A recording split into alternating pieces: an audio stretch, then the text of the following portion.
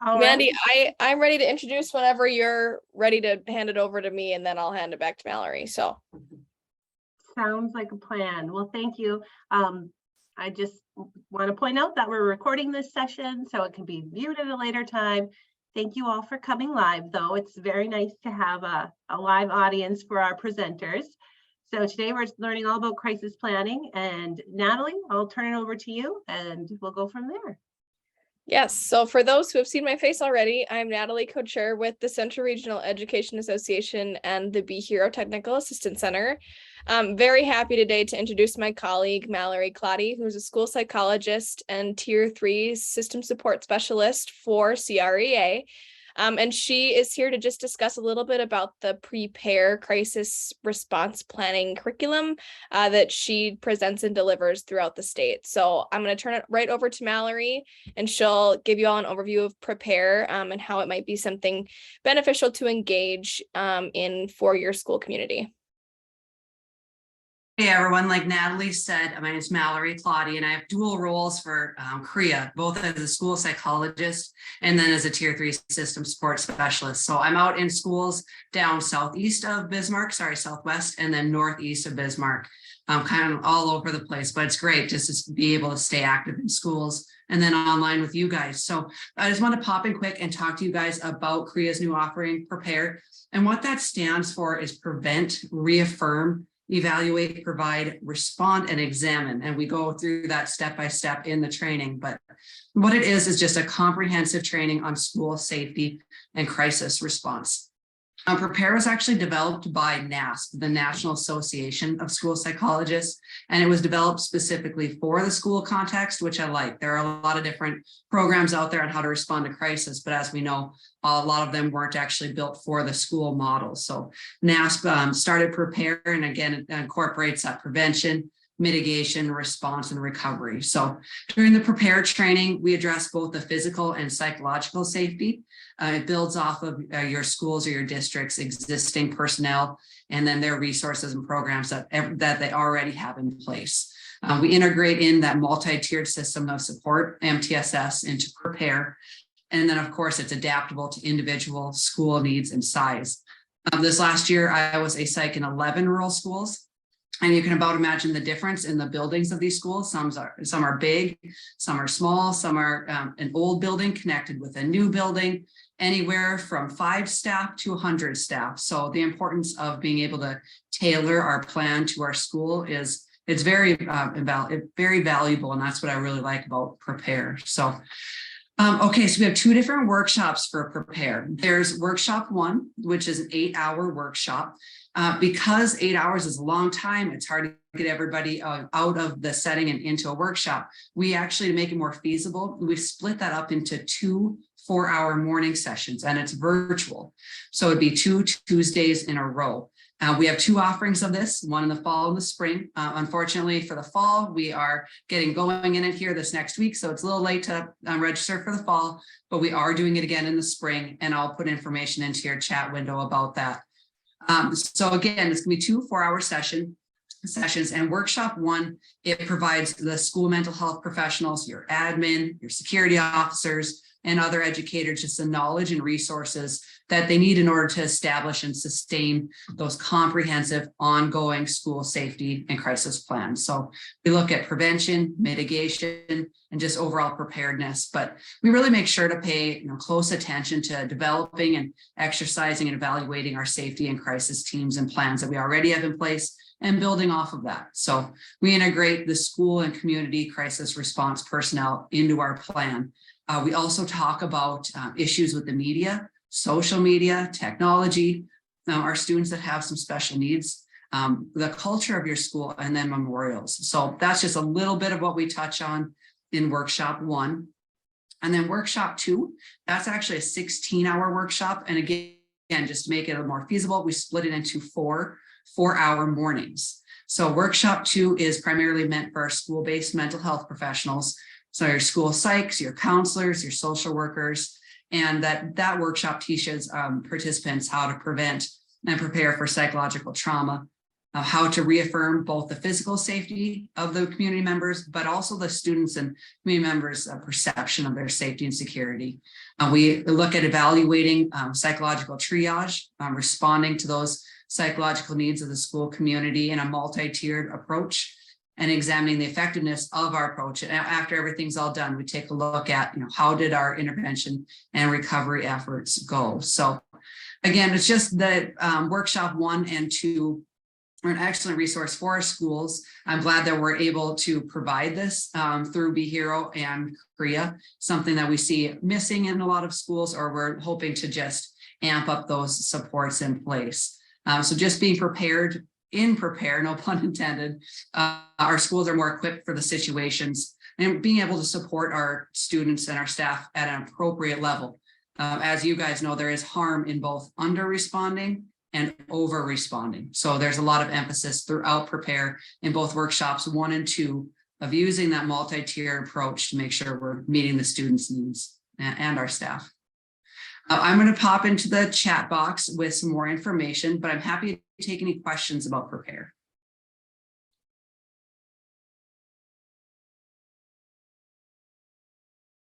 I think if people want to look into signing up, do they go to a website? I'll put that flyer right into the chat, and it'll give you the information on how to sign up. It's through Be Hero right now. And then, and I see there's a question, what are the fees for the program? That's also on there. So the fees are, and I don't have that in front of me right now. I'm sorry. I'll get that into the chat box. But it's right on there, how to register. My contact information is also on there. So if you have any more questions, or after talking to your administration and they have questions, maybe you need help selling to your administration the importance of this, I'm happy to step in however I can and to get the ball rolling. Yeah, and Christy, thanks for that question.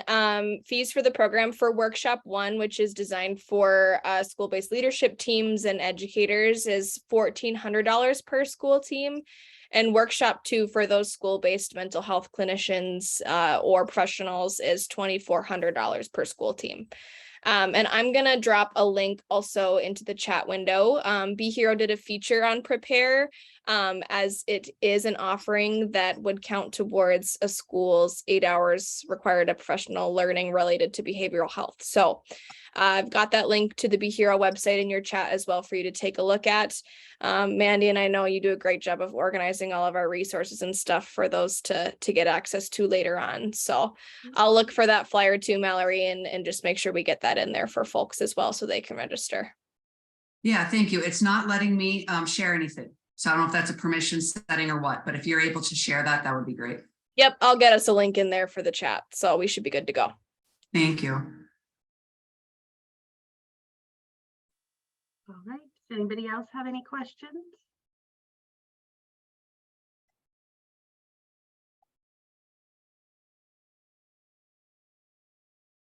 All right. Well, then we'll move on to Chris. Chris Potter is a counselor with West Fargo Public Schools. Chris, I'll let you introduce yourself. Oh, thank you. Yes, I'm the school counselor. This is actually my first year at West Fargo Public Schools after 4 years in a Class B school district, Richland 44. And I'm just really glad that there's so much emphasis being placed on crisis response, because we're about one of 7 states in the country that has not experienced the worst case scenario. And after Parkland, after Michigan, after Uvalde, Texas, it's just really I'm just really encouraged that we have so much more emphasis on the mental health aspect of what we're trying to deal with. Times are tough right now. It's complicated. I think we're in the midst of a mental health crisis with our youth, and it's a part of a real passion of mine to be participating in this today. And so anyway, I'll get back to the introduction. I tend to get on a tangent here, especially at 3:30 when my brain is melted. It's been a day. So I'm a school counselor at West Fargo Community High School. We serve several populations in our school. We're alternative education. I have 60 high school students in grades 10, 11, and 12. We also serve a small group of alternative middle school students downstairs Transition Academy, adult education, English language learners, early childhood education, YMCA childcare, et cetera, et cetera. We are a collection of literally everything in one building, and we're a pretty massive building here, but working with small populations. In the summer of 2021, when I worked at Richland 44, due to some excess ESSER funds, which was a real bonus, the superintendent and principal at that time asked me to rebuild the district emergency operations plan and also to write a crisis plan. This is a very bare bones skim over of what a crisis plan may want to have or may need to be effective. This is not going to go into quite the detail as the Prepare program would go into. That is certainly on my bucket list to get that training. But we needed to put something together because nothing had been done literally for years. If you can remember the old dot matrix printers from way back in the 80s, what we had was off of dot matrix printer. It was literally that old. So part of my summer project in 21 was rebuilding the entire emergency operations plan for the whole school district, working with local first responders, Richland County Emergency Management, literally down to the schematics of the buildings, how to shut off power and HVAC, to what we would do in an active shooter situation. Now that's very different. And when I get into the presentation here and share my screen, there's some really important distinctions to make between an emergency operations plan in a district and a school crisis plan. However, those two things do dovetail together because that school crisis plan probably will be an important piece of the response and mitigation if we end up having a worst case scenario. And keeping in mind too that we're not just talking about school violence, we're talking about natural disasters. It could be something as simple as a gas leak. It could be a student suicide or attempted suicide, a severe illness, a death of a member of the school community. So there's a lot of situations that this could cover. That's why there is no perfect plan.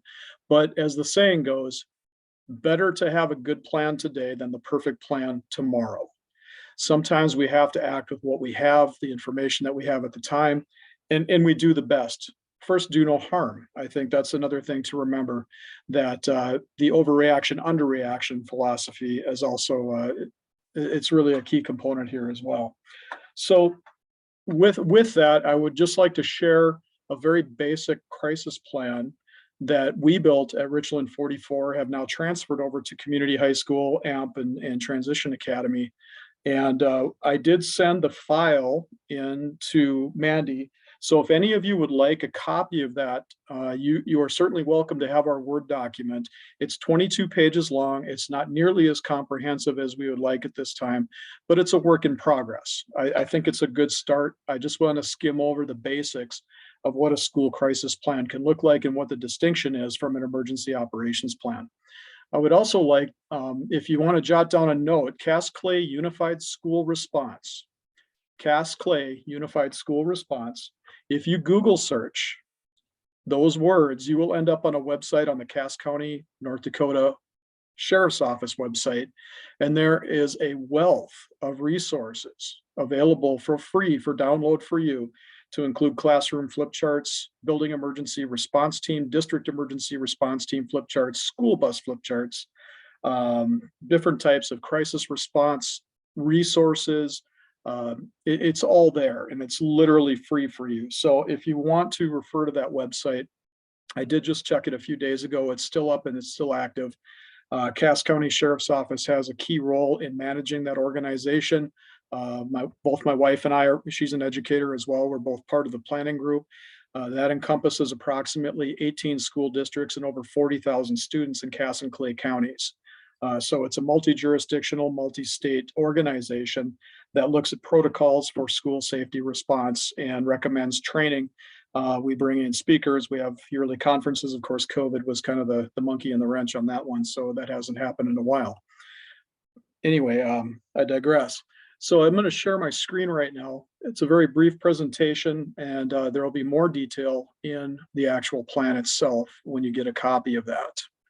We'll try doing a share screen here. I just want to make sure that I can get to my screen. Okay, Mandy, how are we looking? Do we have that up? Excellent. If you have any comments, please throw them in the chat. I won't be able to actively monitor the chat right now, but if you have any questions, I'll certainly review those, or if maybe Mandy or Natalie, if you could grab those while we work through it. Feel free to interrupt me at any time. Just a real quick overview of what I'd like to talk about today. And again, this is a 22-page document. This is not extensive. There's certainly a lot more we can add to this, but we needed to start somewhere. And I pulled from several different resources, everything from San Diego County Unified School District in California to best practices that were out there from the sources that I could find. And again, just to kind of back up a second, this is my 5th year of school counseling. My master's thesis project was actually on school violence threat assessment. My original training was back in 2013 on the Virginia threat assessment model. We just updated our threat assessment plan here at West Fargo Public. And I'll be doing some training with Cheyenne High School administrators and counselors here in about a week on that. So my passion lies for school safety, for crisis management, school threat assessment. That's kind of my lane, I guess, so to speak, and something I'm very interested in doing. So the passion's certainly there, but I'm not sure that translates necessarily into having all the answers, and I'm certainly no expert. And one wise person once told me the definition of an expert is an X is a has-been and a spurt is a drip under pressure. So there's no experts here. We're just all trying to muddle through this and do the best we can. So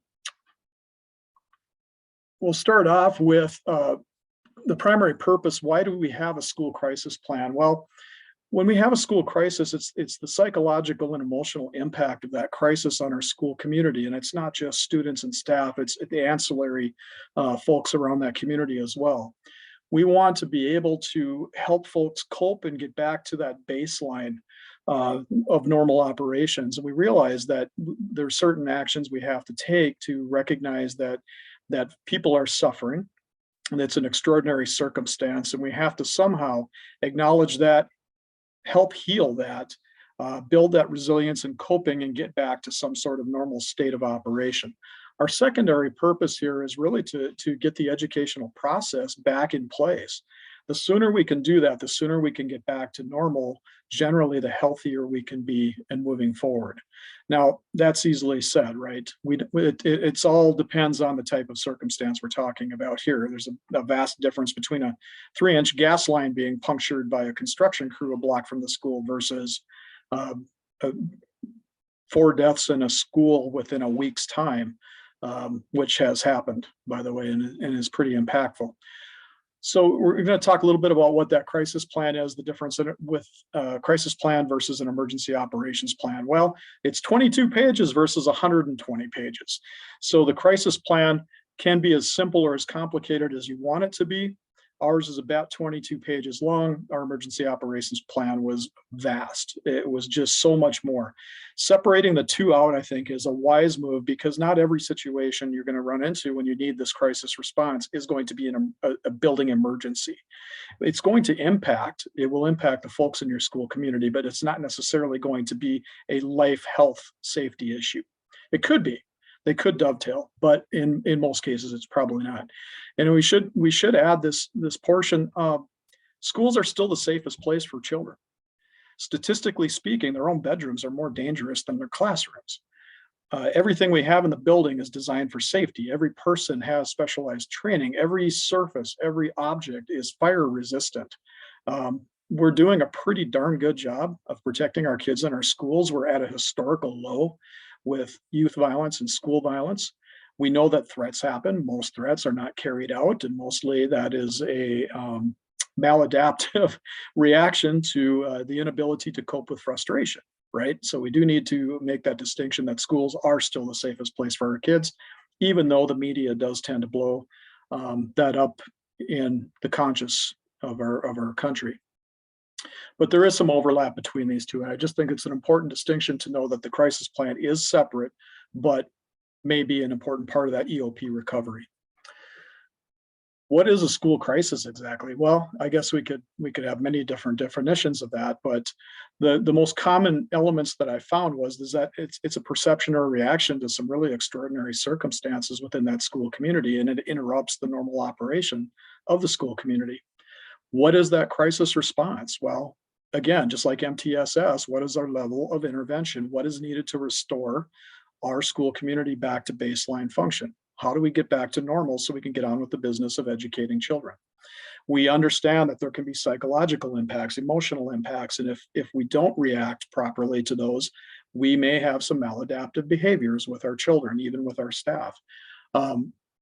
If it's just business as usual, if we just take one for the team and suck it up and move forward, we're not acknowledging the fact that we need to work through some really serious issues.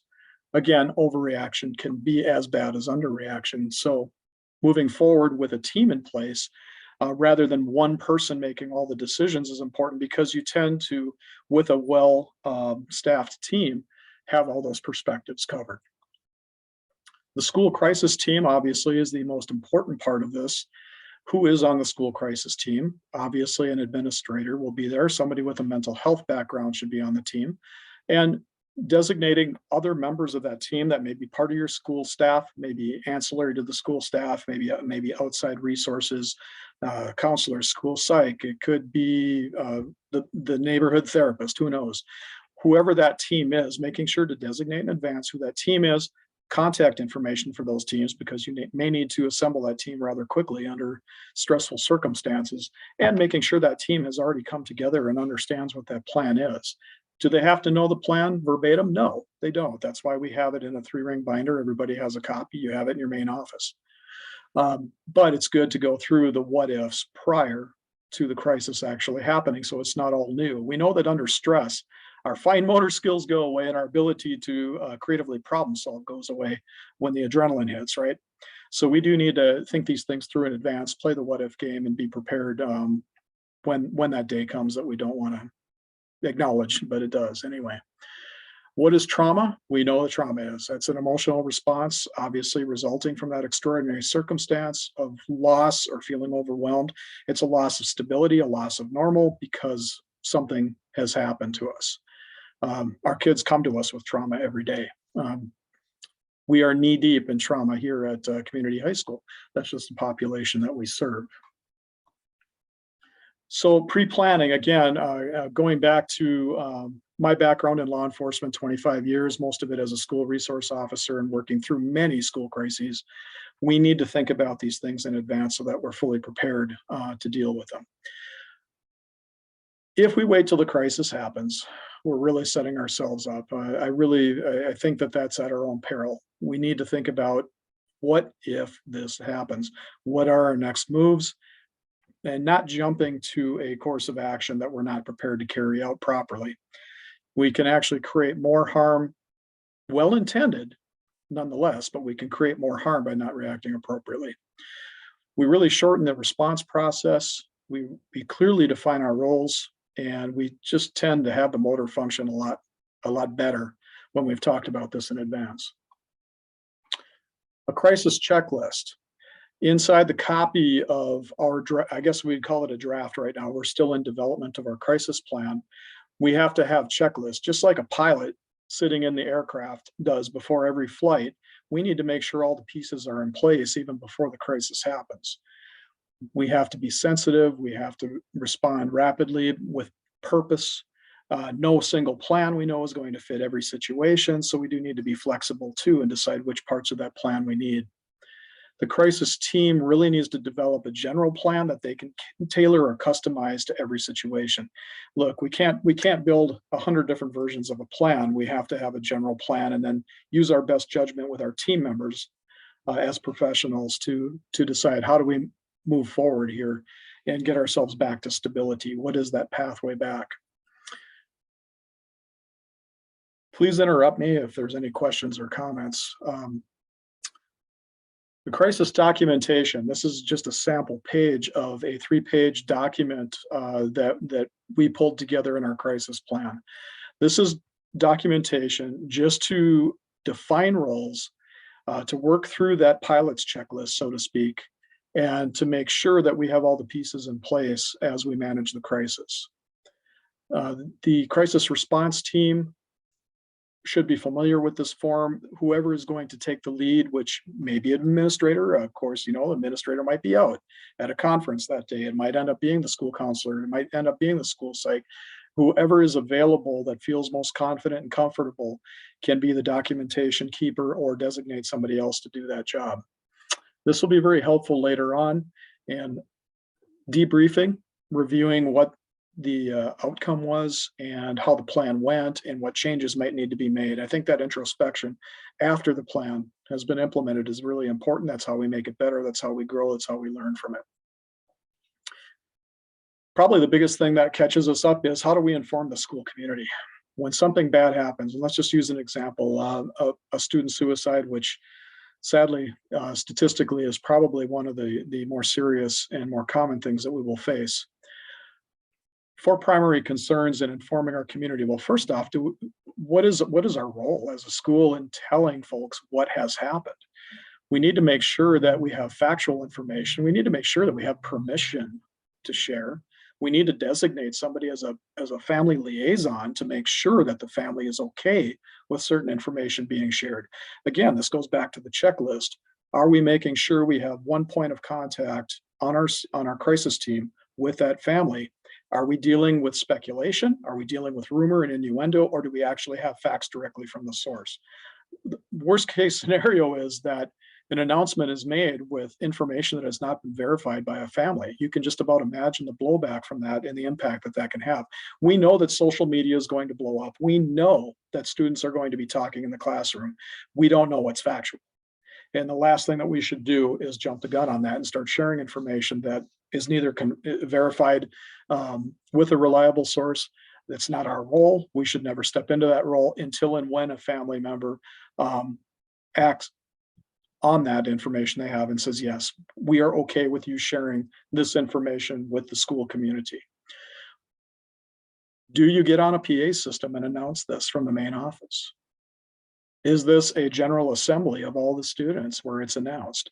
That tends to be a very impersonal and probably ill-advised route to do this. And in the information that I found in building our crisis plan, we had decided that once the information was verified, once we had permission to share certain information with the school community, that would be done in a more intimate setting in the normal classroom by classroom, whether it was something low level where we could send the email to the teacher and say, please read this statement and nothing more to your class, or does an administrator and a mental health professional go class to class and make those announcements. Again, that's a judgment call based upon the situation. But when will that announcement be made? What will it be? How do you make that announcement? And being prepared for the various reactions you might have. That's going to be important to anticipate what needs you might have. Is it okay to pull in additional mental health support from outside the district? Well, of course, I don't think any one of us here would refuse to drive an hour to help a district out that maybe has limited resources and say, we will be there for you. We will. That's just what we do here in this part of the country. If you need help, we'll be there.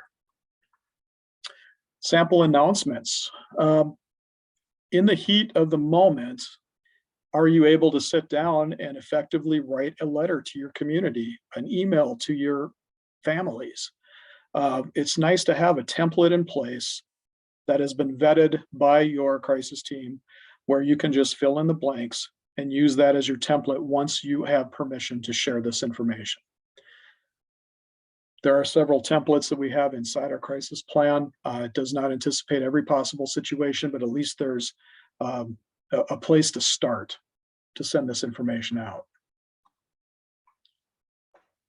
One of the biggest things here is working through grief. You will have teachers, you will have family members asking, what do I do? What's my role here? How can I best help my child? How can I best help my students? Having this information available to families, having it available to teachers. How do we carry on with the school day after these announcements have been made? Who do I send children to that are not coping well with this, that need additional help, that need space to process this loss, what they're feeling right now? So again, having those resources available, whether it's a piece of paper, an email you can send out to your staff, is going to be vitally important as well. You don't want to be searching for this stuff when the crisis is happening. Having that directly in your plan is going to be very important too. There was a mention, I know, about media and public information officers. This is where things get a little bit sticky, because we all know that sometimes the media doesn't necessarily take things in context and represent it well. So message mapping is important in working with media. It's important in working with the public to keep your message concise, control your narrative, and speak in sound bites. And this is an additional piece that we tacked onto the back end of this. We also tacked it into our emergency operations plan. We've used this message mapping many times in several districts that I've worked at. We had one incident involving a roomer and a bus driver at Maple Valley Public Schools, where I served as a school resource deputy. And she was on social media as she was driving her route, talking about drinking vodka out of her sippy cup inside her bus.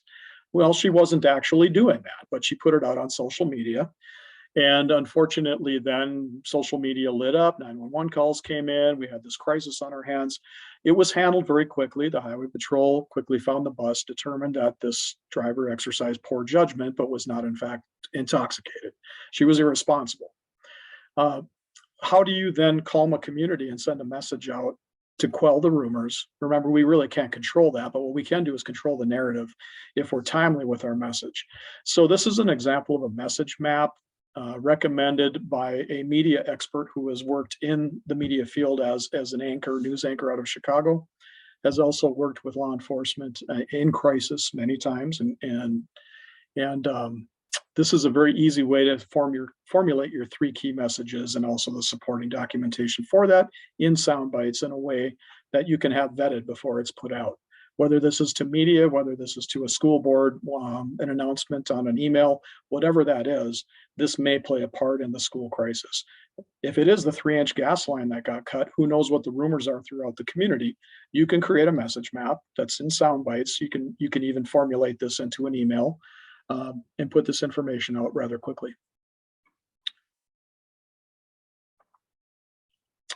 I do have a link here. Now, you're not going to look at this. I tried to get a QR code so you could just take your phones and just snap on it and then pull the draft plan that we have. But I don't think that you're going to try to type this in. So that's why Mandy has a Word document copy of our plan.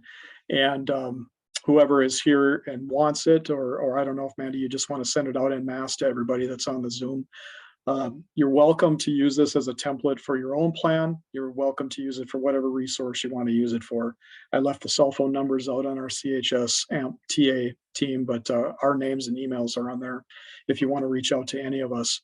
We're in the baby steps right now at CHS AMP TA. And we have yet to actually pull our crisis team together to meet and talk about this. We were too busy working with our building emergency response team and our most recent active shooter drill. So we had to cover those bases first, but this is on the docket for December for us to really talk about how we would go through this planning process and response if we needed to. My contact information here, if you have any questions at all. If you want to snap a photo with this one, feel free to do so. Reach out to me anytime, email, phone call, whatever. I'm always happy to help and sharing resources throughout the state. I'm privileged to serve on the state school safety advisory committee with DPI and Cascade Unified School Response. It's just a passion. We have been so lucky and been involved in so many near misses. It's just kind of one of these feelings we have that it's not a matter of if, it's a matter of when. I hope that doesn't happen, but we have to be realistic, and the world we live in right now is a little crazy. So I'm confident that our schools are doing the best that they can. Our folks are doing the best they can with the resources they have, but there's always improvement that can be made, trying to keep our kids safe and healthy and keeping that effective learning environment for them. Perfect. Thank you, Chris. And Chris, if you don't mind, I'll share the plan in the Counselor Coffee Chat course, where people can go back and view the video later. I'll also put the plan in there if that's okay with you.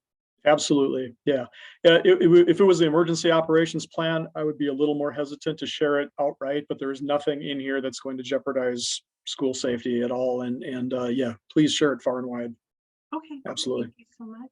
Does anybody have any questions for Chris? Hi, Chris. This is Robin.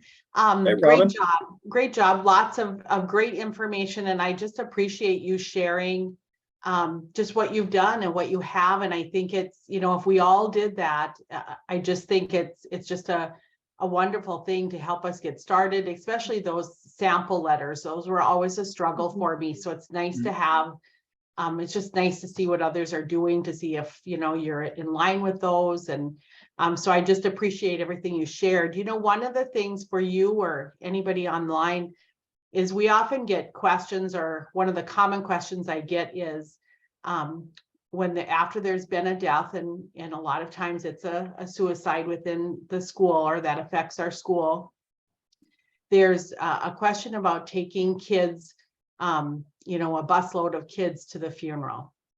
And so I don't know if anybody online has, you know, thoughts on that, or, you know, I always caution against that. I don't know that that's a best practice for many reasons, but I don't know if that's an experience you guys have had or how you would address that.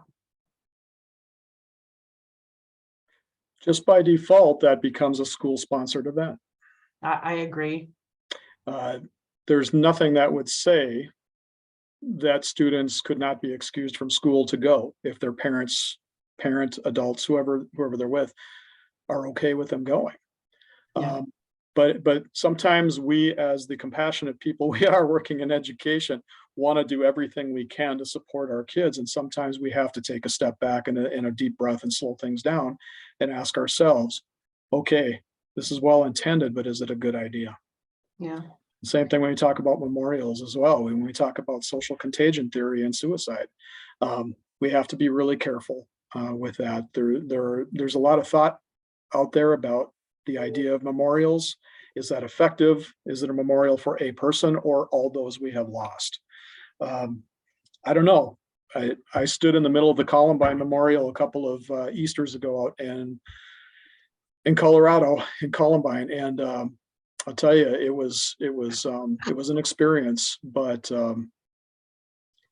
there's several schools of thought out there on that. Yeah, there is. I just, you know, it does become a school sponsored event. And I think, you know, you hit the nail on the head. I think, you know, we have to have that well thought out parent permission, and then make a plan for those kids that their parents don't feel it's appropriate for them to go. It might be their first experience with a death, or for whatever reason, the family doesn't wish that. So I think it's just, I agree. I think it's well intended, and it can maybe be the appropriate step for that school community. But again, I think we make those decisions so fast that it's nice to have some of those conversations, you know, before situations like that occur. So Chris, and maybe I didn't catch it, who is all on your team, your crisis team in your school now? Right now, as a matter of fact, I just did some updating today. Dr. Gravel, our principal, he's the building administrator for all programs here. Myself, obviously. Jill Hoffer, she's one of our Transition Academy teachers. My wife, Shelley Potter, who's one of the teachers in the alternative middle school program. Vicki Haas, our teacher, she's ELA in the community high school. And then Maria Jones is our on-site social worker. So we're very blessed to have so many amazing resources right here on site for us. We feel very lucky. We don't take that for granted. Some schools just don't have that level of resource available. I know some of our rural schools have reached out to if they're in the county, to have their county sheriff come and sit in on some of those discussions and things like that. And I think they found that helpful. So yeah, the teams all look different. Yep.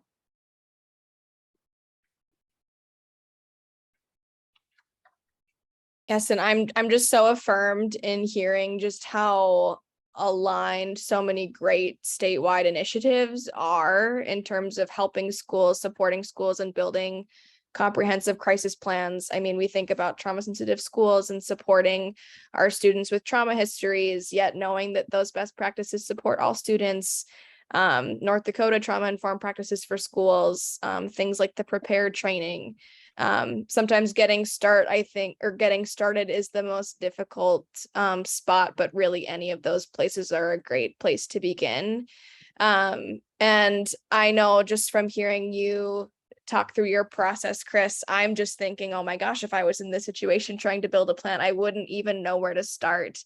And so I truly, you all, I'm so excited to sit through prepare myself this coming fall, but I know Mallory's training to deliver that curriculum was incredibly intensive, and she has so much good stuff embedded in there, from who to include on your team, including school resource officers, including local law enforcement, to even just thinking about those active shooter drills and emergency drills and how those can be re-traumatizing for students and staff themselves, all that kind of stuff. So, oh my gosh, just great work going on all around. But I'm just so affirmed in what we're working on together as a state too.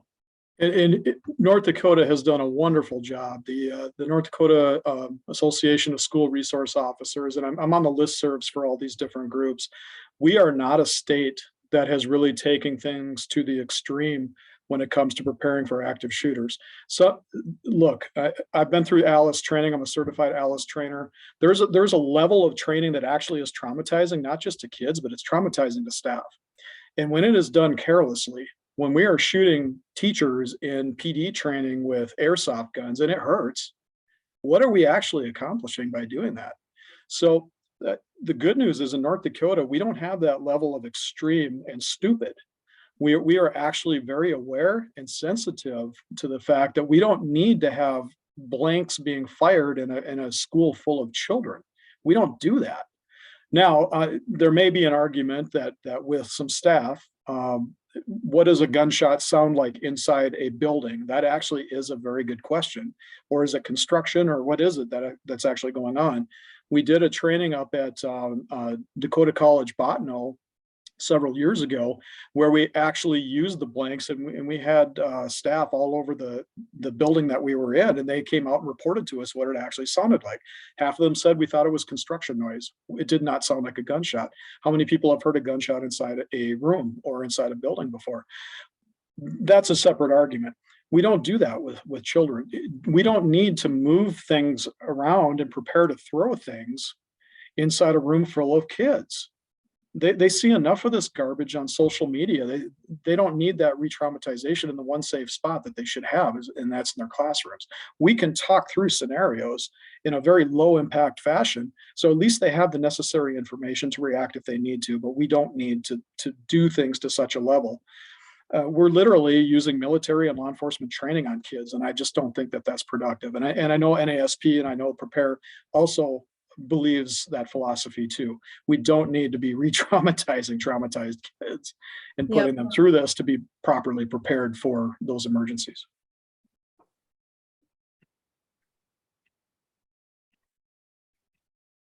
Great. Does anybody have anything else they want to talk about or add or discuss?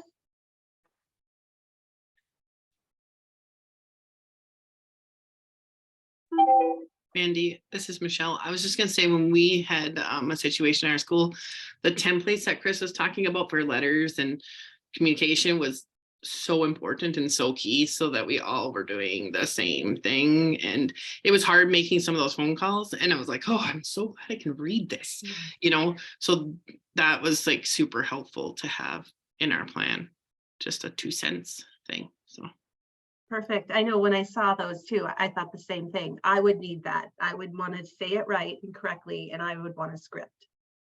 yeah, because we had a teacher pass away unexpectedly, so you had to call the families, and it was tough. Mhm.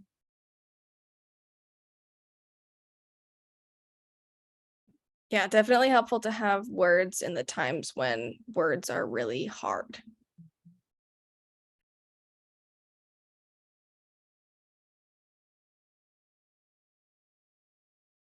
Is there anything else? If not, I'll add all the resources to the Counselor Coffee Chat on the hub.